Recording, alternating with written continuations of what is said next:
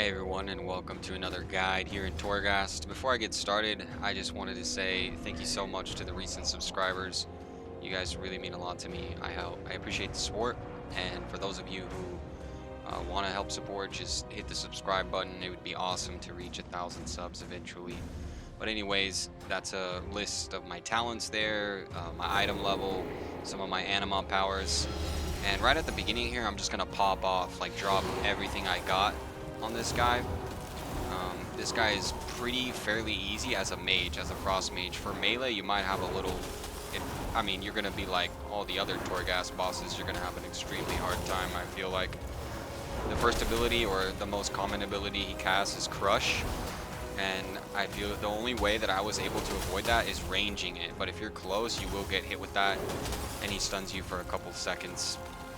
You can interrupt that, but I chose not to when my mirror images were out. I interrupted it a few times, but there's another ability that you're gonna want to interrupt, especially if you don't have a dispel or spell steal. Like if you're a mage, you have spell steal, so you don't really need to interrupt it, and it's called Bounty of the Forest, and it heals him. So make sure that you dispel that or get that off of him immediately. Or if you're a melee class and you only have one interrupt and you don't have any dispels, that is probably what you're going to want to save your interrupt for, because you don't want him to heal up.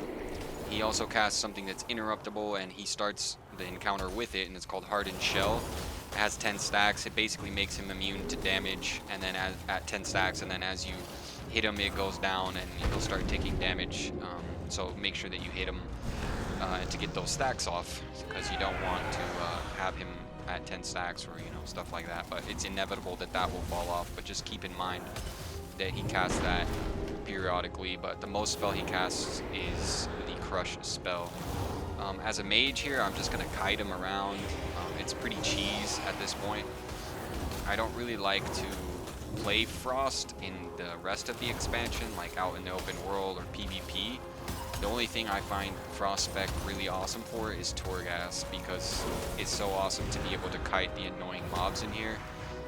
The other mage specs I found that are just not fun. So there you go, you see there he casted Bounty of the Forest. Go ahead and interrupt that or spell steal it.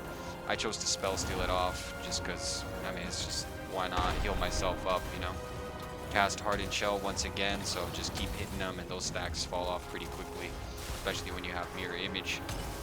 If you're a melee class, one thing that I do recommend that I would try if I were a melee class is I would buy the smoke bombs that are available in Torghast, and maybe if you need a little break from the guy or something like that, you can range him a little bit that way. I feel like that could be a method. I'm not sure though, don't quote me on that, because I'm not a melee class.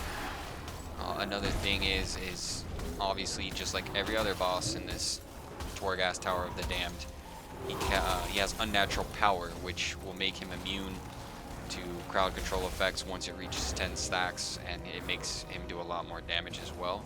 I know they hotfixed that though, so it doesn't stack up as fast as it used to. So I mean, maybe I could sense a little bit of the difference, and I am 196 item level, so maybe it was a little bit easy. But there's the fight, guys. I really hope that that's provided you a little bit of insight. Watch out for Bounty of the Forest and Crush, and you'll be good to go.